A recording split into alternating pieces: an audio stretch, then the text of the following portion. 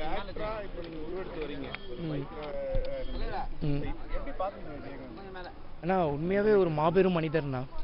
சீரியஸாக நான் முன்னாடியே ஒரு 3-4 வருஷமாகவே அந்த சின்ன சின்னதாக வீடியோஸ் யாராவது போட்டுட்டு இருப்பாங்க. ஸோ இந்த மாதிரி கேப்டன் ஐயா வந்தக்கப்புறம் தான் பெரிய நடிகர்களுக்கு மட்டும்தான் அந்த ஒரு நல்ல நல்ல சாப்பாடு கிடைச்சிட்டு இருக்கும் ப்ரொடக்ஷன் சைடில். ஸோ வந்து சின்ன சின்ன ஆர்டிஸ்ட்டுக்கெல்லாம் நல்ல நல்ல ஃபுட்ஸ் கிடைக்காது அப்படின்னு சொல்லி கேள்விப்பட்டிருக்கேன். ஸோ வந்து கேப்டன் ஐயா வந்ததுலேருந்து தான் நல்ல நல்ல ஃபுட்ஸே கிடைச்சிருக்கு அப்படின்னு சொல்லி கேள்விப்பட்டிருக்கேன். அப்படி பார்க்கும்போது மிகப்பெரிய தானம் இல்லைண்ணா அன்னதானம். அது கர்ணன் ஐயா பண்ண விஷயம். ஸோ கர்ணன் கூட இறந்து சொர்க்கத்துக்கு போகும்போது பசிச்சுக்கிட்டே இருக்குமா. நாரதர்கிட்ட கேட்கும்போது என்ன சொல்லுவாங்களா, இந்த ஆள்காட்டி வரல வாயில் வச்சுக்க சொல்லுவாங்களாம். எதனாலன்னு சொல்லி கேட்கும்போது அன்னதான கூடத்துக்கு வழி சொல்லுவாங்களாம். ஸோ அந்த விரலுக்கே அவ்வளோ பவர் அதிகமாக. ஸோ அப்படி இருக்கும்போது அன்னதானம் பண்ண மனுஷர். அதனால தானே ரொம்ப பிடிக்கும். இந்த விஷயம் தானே அந்த ஒரு துணிவுண்ணா, நல்ல ஒரு துணிவு. சீரியஸாக அதுவும் அது உங்ககிட்டயே சொல்கிறேன் பார்த்தீங்க. ஐயோ அதுதானே 11 மணிக்கு நான் வரேன்னு நான் சொன்னேண்ணா. 11 மணிக்கு வரேன்னு நான் சொன்னேன். நான் வரலண்ணா. என்கிட்ட சொன்னது 1 மணிக்கு வரேன்னு சொல்லியிருந்தாங்க. வெயிட் பண்ண நான் எப்போனா ஃபோன் எடுத்திருக்கேன். ஓகே அதானா நீங்கள் யார் சொன்னாங்களோ அவங்கள நீங்கள் பர்டிகுலராக சொல்லணும். ஆனால் இன்னைக்கு தான் எனக்கு காஞ்சிபுரத்தில் கோர்ட்டு. நான் இங்கேருந்து நான் காஞ்சிபுரத்துக்கு போய் ஆமாம் அதுதான் நான் சொல்கிறேன் பாருங்கண்ணா.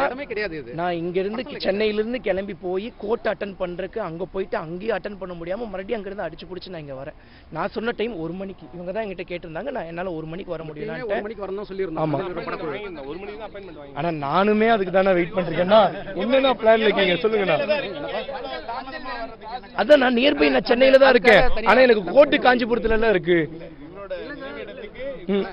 அதுதான் இன்னைக்கு வரும்போதே கோர்ட் இருக்கு. அப்புறம் ஒவ்வொரு நாளைக்கு என்னென்ன இருக்கும். எனக்குமே வரணும்னு தான் ஆசை. ஆனா கொஞ்சம் பொறுமையா பேசுனேன். நீ பத்திரிகை நிருபர் அதை ஞாபகம் வச்சுக்கோங்க. ரவுடி மாதிரி கழுத்துல ஒரு கட்சிமை கட்டிட்டு கேள்வி கேக்குறீங்க. அதுதான் சொல்றேனே. நம்பிக்கை வந்து அந்த கை கட்டு பிரிச்சாச்சு பாருங்க. ஒரு அடி பாருங்க. அடி கேமரா அடியில் கட்டுங்க. கை கட்டு பிரிச்சாச்சு. சட்டப்பட்டு கவலை தெரியல. முதுகுல கட்டு பிரிச்சாச்சு. அது கேரளால தான் போயிட்டு சரி பண்ணிட்டு வந்தானே. வந்து இல்ல அது வேற. அது வந்து அதனால முடிச்சிட்டு இப்பதானே வந்தோம். சரிண்ணே நீங்க அடுத்த கேள்வி அடுத்து என்ன? ஓகேண்ணே. ஒரு வீடியோ ஒன்னு இதுல போய் நிக்குது. என்ன வீடியோ என்ன போயிட்டு இருக்கு? நீங்களும் ஒரு பொண்ணு வந்து அந்த வீடியோ இதுல போயிடுது. பட் அதுக்கு டைம் இருக்கு. ஆனா அந்த சித்த வைத்தியசால தான் வந்து பார்த்தாங்கண்ணே. ஆமாண்ணே கேரளால இருக்கக்கூடிய கட்டு போற இடத்துல வந்து பார்த்தாங்கண்ணே. ரெண்டாவதுண்ணே இதுல பர்சனலா கேட்காதீங்கன்னு சொல்லிட்டாங்க. ஐயாவுக்காக வந்துக்கிறோம். அவ்வளவு பெரிய மாமனிதருக்காக வந்துக்கிறோம். அந்த இடத்துல பர்சனல் கேள்வி கேட்காதீங்க. எங்களோட பிரஸ் மீட் இருக்கு. எப்போ வந்திருக்கோம்னு முக்கியம் இல்ல. கரெக்ட்டா வரோமா? படங்களோட பிரஸ் மீட் இருக்கு. அந்த இடத்துல கேள்வி கேளுங்க. இதுக்கான வீடியோ சொல்றேன் சார். இதுக்கான கேள்வி கேட்கறவங்க இந்த இடம் கிடையாது சார். Please sir. சூப்பரா போயிட்டு இருக்குண்ணா. ஒரு 400 யூனிட்ஸ் 300 யூனிட்ஸ் போயிடுச்சுண்ணா. ஆமா ஏன்னா ஆஃப்லைன் சேல் தான். ஓ ஸ்கேம்னா என்ன ஸ்கேம்னா? ஸ்கேம்னா அந்த வார்த்தைக்கு அர்த்தங்கள் சொல்லுங்க. இருங்க ஸ்கேமுக்கான வார்த்தைகள் என்ன? ஸ்கேம்னா அதுக்கான மீனிங் என்ன சொல்லுங்க. அதெல்லாம் கேட்கலண்ணா. ஸ்கேமுக்கு மீனிங் என்னன்னு கேட்டேன். ஸ்கேமுக்கு மீனிங் என்னன்னு கேட்டேன்னா ஓகே ஒரே நிமிஷம் தள்ளிங்க. சொல்லுங்கண்ணே.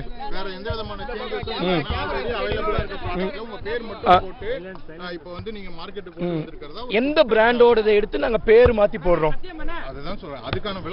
அதுக்கான விளக்கம் கேக்குறீங்கன்னா அதுக்கு தெரிஞ்சுட்டு கேளுங்க. அதாவது ஓவர்லாப்பிங் கிடையாது. அது கேக்குறேன். இங்க பாருங்க வெளியே இருக்கிற மாடல் ஒரே மாதிரி இருக்கிறதுனால தான் உங்களுக்கு அந்த கேள்வி. தெரியாம நீங்க கேக்குறீங்க. வெளியே இருக்கிறது ஹார்ட்வேர், உள்ள இருக்கிறது சாஃப்ட்வேர், அதுக்கப்புறம் உள்ள இருக்கிறது பிசிபிங்கிறது ஒரு யூனிட். அதாவது நம்ம போன்ல எப்படி மதர் போர்டுன்னு இருக்குமோ அந்த மாதிரி வாங்கலாம். சோ அதனால தெரியாம கேள்வி கேட்க கூடாது. அதோட உங்களோட ப்ராடக்ட்டோட எங்களோட ஓன் பிராண்டிங் இதுக்கு மேல எவ்வளவு